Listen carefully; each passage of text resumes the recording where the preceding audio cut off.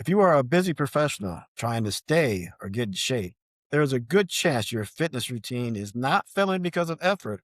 It's failing because it was never designed for your life. Most people are trying to apply a 1 to 2 hours a day organized fitness model to a schedule that really only has 4 hours a week for such type of activity, and it does not work. When you add in long workday stress, limited recovery, and even the right workouts can produce the wrong results. And the goal is not just better workouts, it's having the energy, the focus, and the resilience to actually perform in your work and in your life. So today we are breaking down what 20 years of training desk bound professional reveals about what actually works. So, Lisa, when you look at busy professionals who are putting in the effort, what do you see as the core reason their fitness routines are not translating into that better energy, performance, and resilience in their daily lives? Their schedules are a huge challenge. A lot of our clients, both on the individual side and on the corporate side, work 80 hours a week. We're literally at a desk 10, 12, 14 hours a day, and figuring out when to fit it in can be a huge challenge. So the media is always telling people, work out first thing in the morning. And for some people, that is perfect. But if you are a night owl or you're working a job where that's not realistic, maybe it's afternoon, maybe it's after work, maybe it's weekends. So finding a time to fit that into their schedule is really huge. And sometimes there's also kind of a mismatch between the content of the program and their goals. We just heard from our guest, Lisa Snow. She's the president of On the Men Wellness.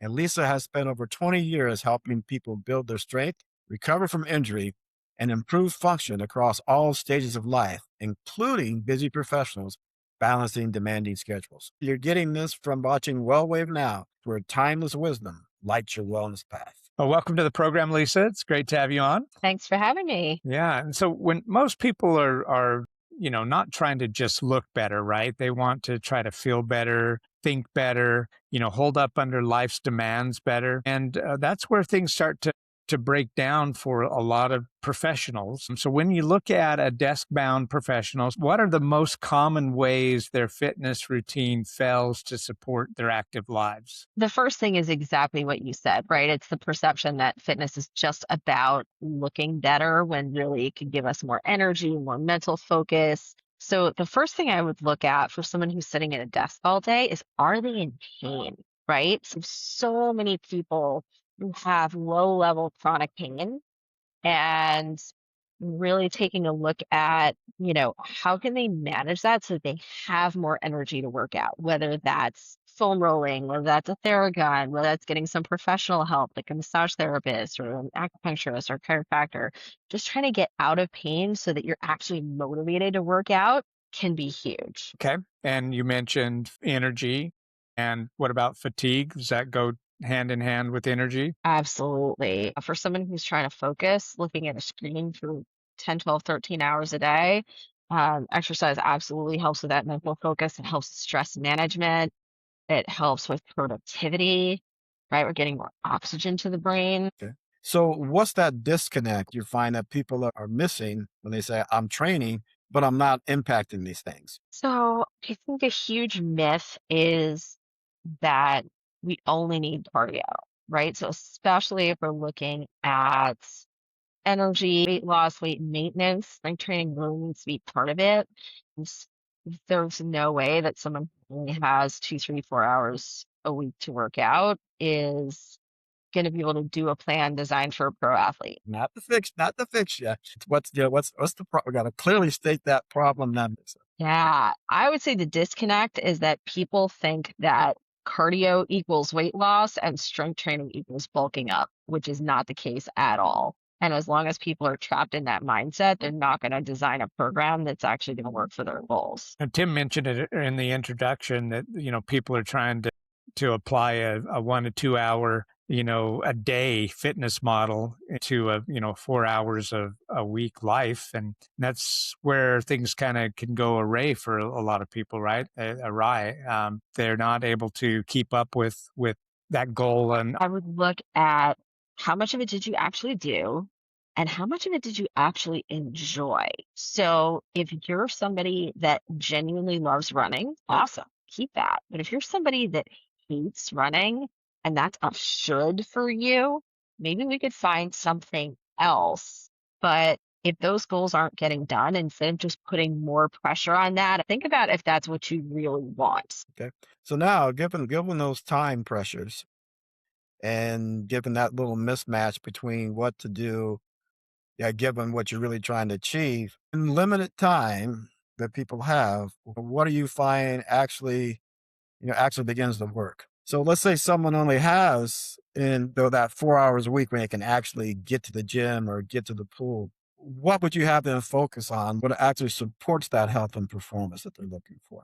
I would definitely make sure that strength training is part of it. And just seeing so much data around strength training with bone density, with longevity, with maintaining muscle mass as we age, and how important it is to start that as young as possible, right? Most people aren't thinking about bone density until they're in their 50s, 60s, 70s. We need to start having that conversation with folks in their 30s and 40s. And why is that?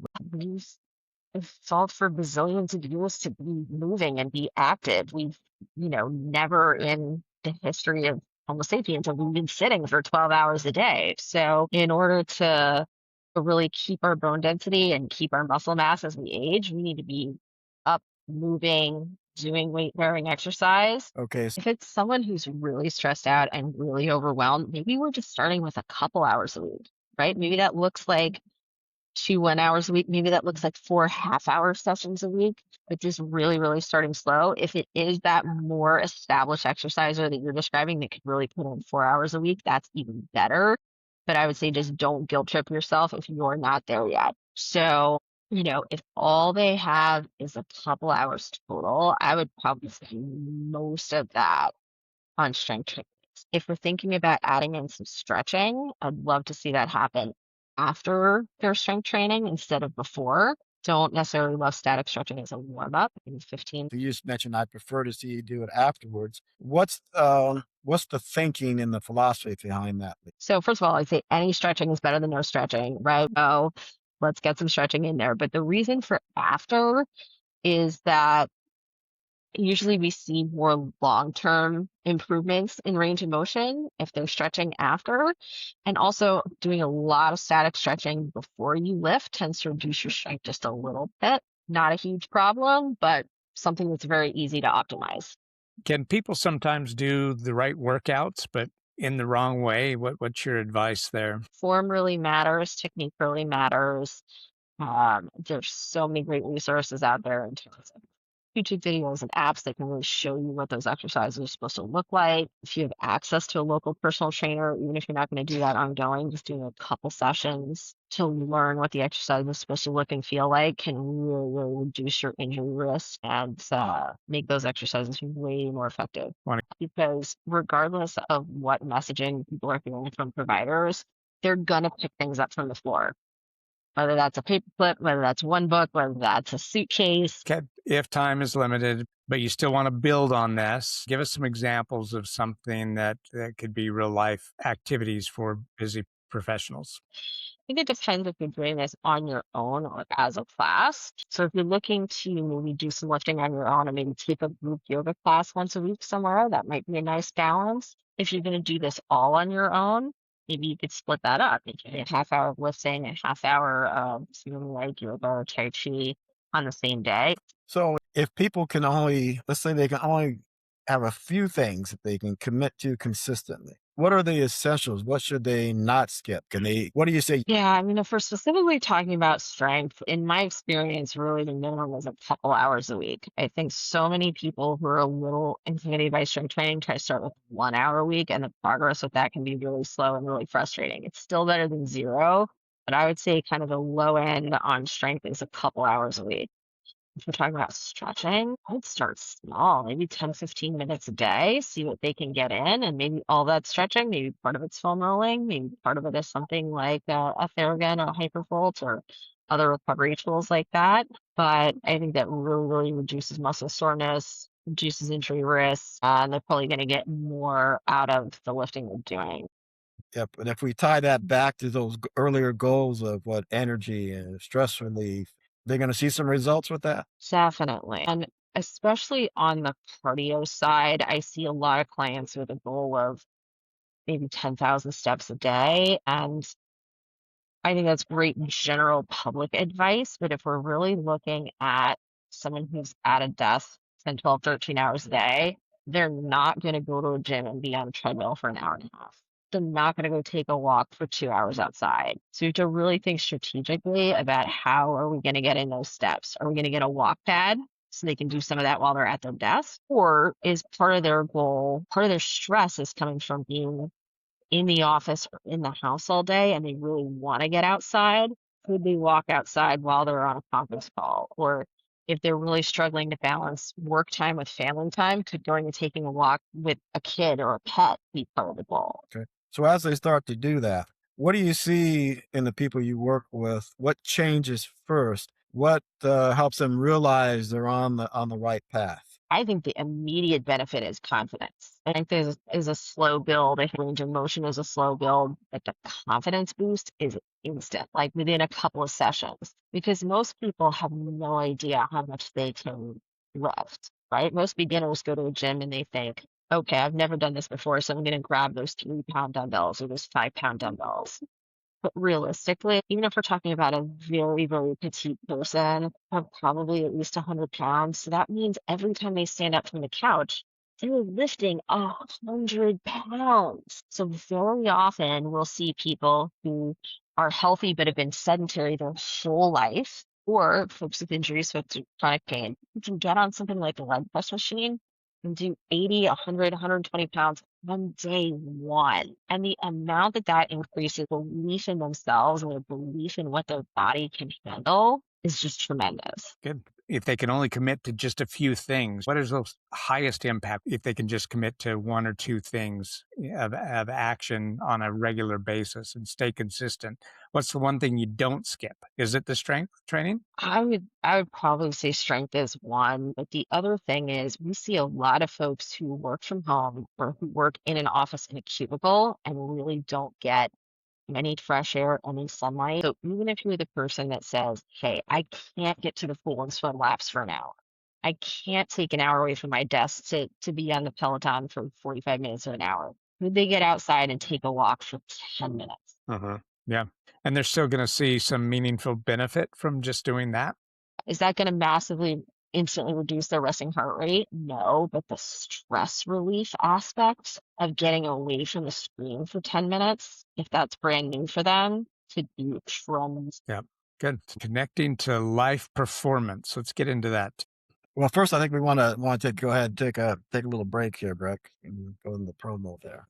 Happy to do that. If you're looking for practical ways to support your health beyond today's conversation, take a look at some of the solutions that we personally use and recommend. And those tools are designed to support things like your metabolic health, reducing pain, improving recovery, and helping with overall wellness. So today we're going to talk about Brain IQ Pain Eraser. This is a roll-on that addresses pain, used by our very own Tim Daniels. After years of knee damage as a D1 athlete and an avid exerciser, he gets relief with Brain IQ Pain Eraser. It delivers instant targeted relief using advanced nanotechnology combined with powerful natural ingredients that absorb quickly right where you need them. It's compact, easy, and effective.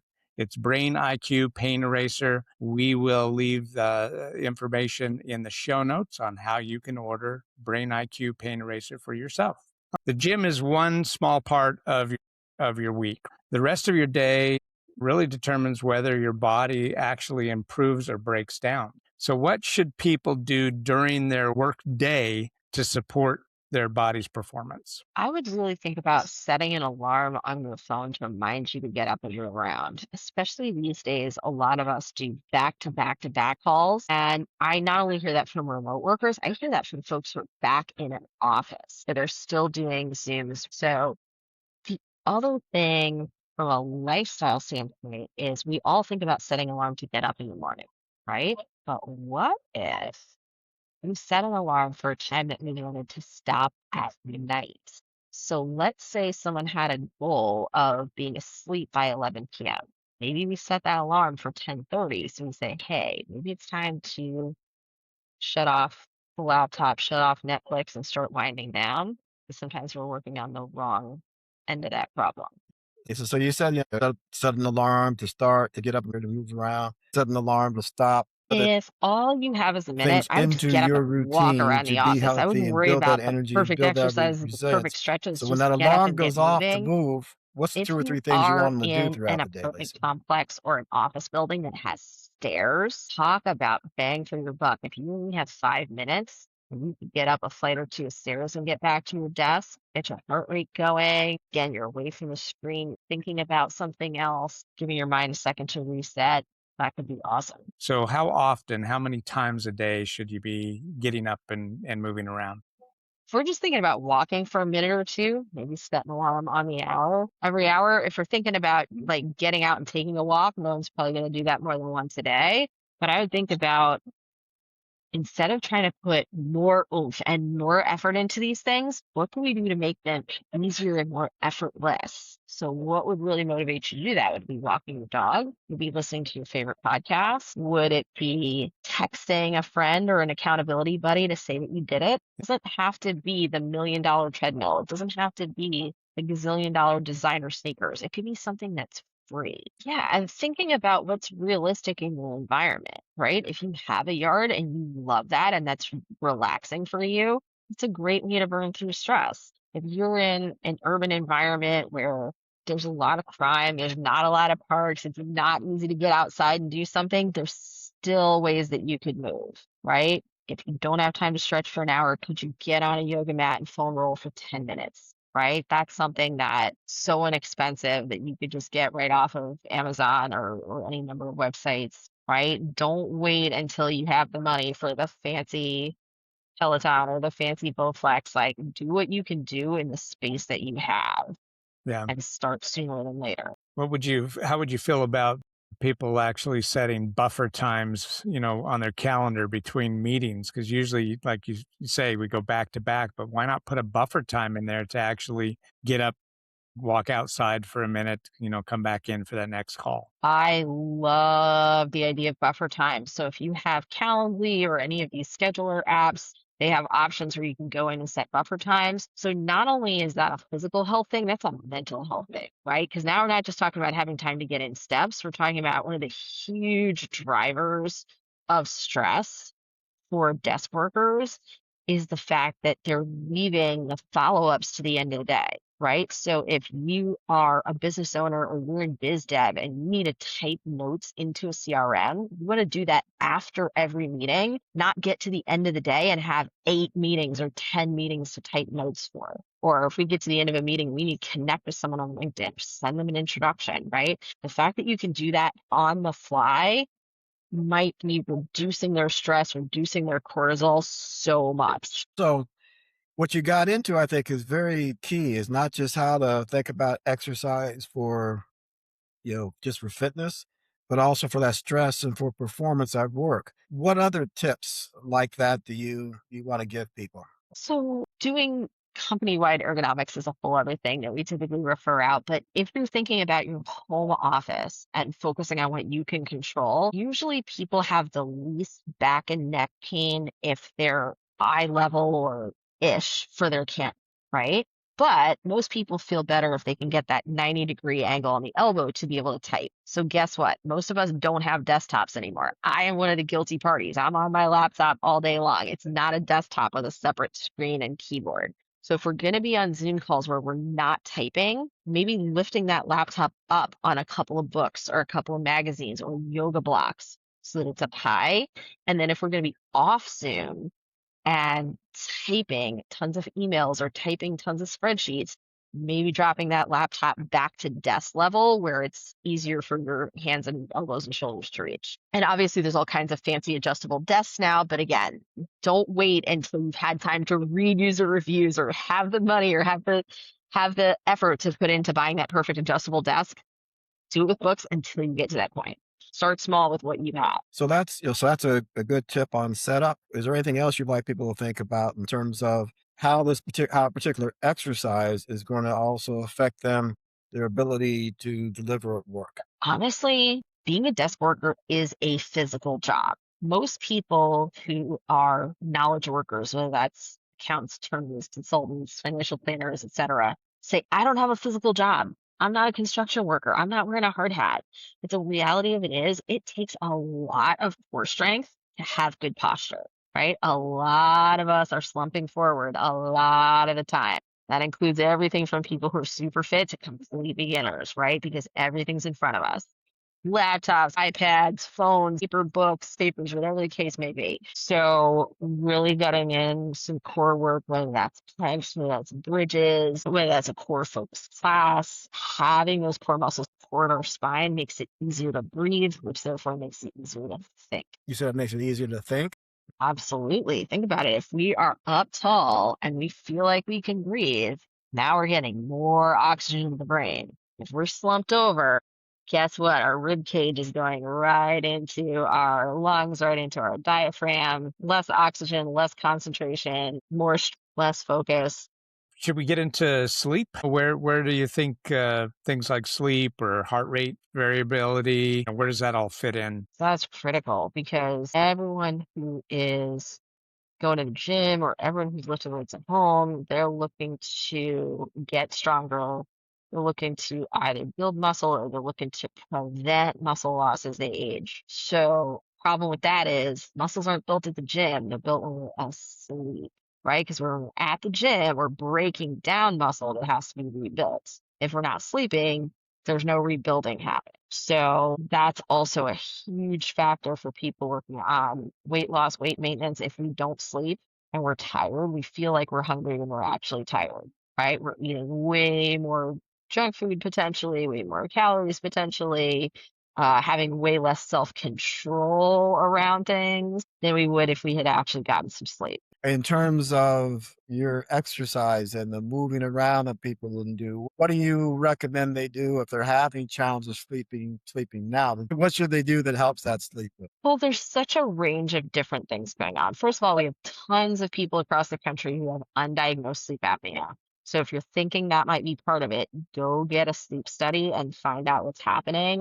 So if the reason you're not sleeping is a physical structural thing, we need to tackle that first, not just writing down how many hours we slept or buying a sleep tracker or something like that. We work with a lot of attorneys, executives, professionals. For them, a big barrier to sleep is that it's so hard to delegate, right? Founders tend to look at their business as their baby. It can be really, really hard to hand things off. And if you're not delegating and you're doing it all yourself and there's deadlines, no matter how many Apple Watches or Aura rings or other things you bought, the reason you're not sleeping is because it's just impossible to do that amount of tasks in the time that you have. Potentially really working with an executive coach, potentially offloading some things to an admin, like being able to hand things off so you actually can sleep without going crazy can be really huge. Lisa, give us what are some signals that someone is really feeling overloaded? Potentially having less patience with friends or family or kids or employees. Like smaller things are starting to bother them. Um, they're having a harder time recovering from workouts if they are active. Sometimes they're reaching for more snacks, more sugar, to more caffeine to stay awake. Um, I think a little bit of tea or coffee is fine. Why are we not sleeping? Is it because we didn't have kind of a wind down routine at night? Is it because we're like staring at screens late at night, right? Being able to get off of laptop and TV and phone maybe a half hour before you go to bed could be tremendous. It's very hard to do. So would you suggest that an executive do the same thing if they feel irritated with their team? Hey, go take a walk, then come back and meet with your team. Yeah, I think getting moving is great. I also think stopping and thinking for a minute before you hit send on some of those angry emails and texts. Lisa, we still want to drill, but I want to get the HRV.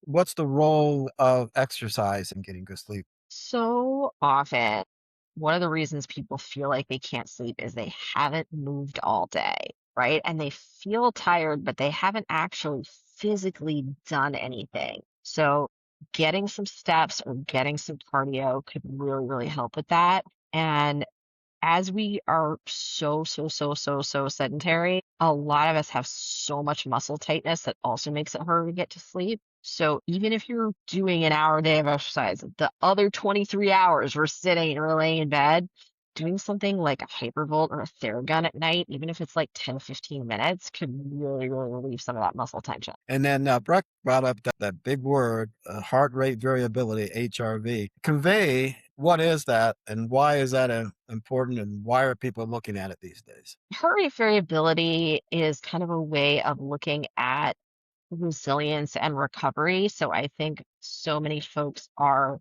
getting watches and getting heart rate trackers that can look at that. And it's so great to see that data over time to see if the things that you're changing are making a difference. So if you are starting to get more sleep and you're starting to get some more movement, and not only your resting heart rate, but your heart rate variability is getting better, that could be so motivating because a lot of the other things that people are tracking change way slower, right? Strength might be way slower, weight loss might be way slower, but if you're immediately seeing an improvement in that, that could really keep you going. And so one, how do you measure how do you measure that? And then how do I feel that? What happens when that improves? How do I feel? How do I perform different? For athletes, it might be more technical and more sports specific, but for the typical person, they're going to have more energy. They're going to feel less wiped out. They're going to recover faster from workouts. And what movements, what activities, what things would affect that most? You said that can happen quicker than other things. Probably cardio, especially some interval training, right? That might be something like jogging for a minute and then walking for a minute and alternating that. If we have no pain and we have healthier knees and hips, maybe something like jump rope, something like running up the stairs and walking down them. And again, for somebody who's more of a beginner or maybe in more pain, we can scale that down. Maybe that could be some intervals on a bike where we're just pedaling fast for 20 seconds and slow for 40 seconds. So for our listeners that aren't doing anything today, they want to just take one action tomorrow. Based on our conversation today, what would that one action be in your opinion, Lisa? Get moving for 10 or 15 minutes a day. Maybe it's taking a walk outside. Maybe it's finding some stretches you could do at your desk. So make great YouTube videos that you can follow along with to do just some quick desk stretches. Up. Okay. So we went down a number of different paths here, but I want to give you some time to kind of pull us all together and give your thought to it. Because our main, sort of hypothesis here today was that look, people, and so you're just building failure in from the start.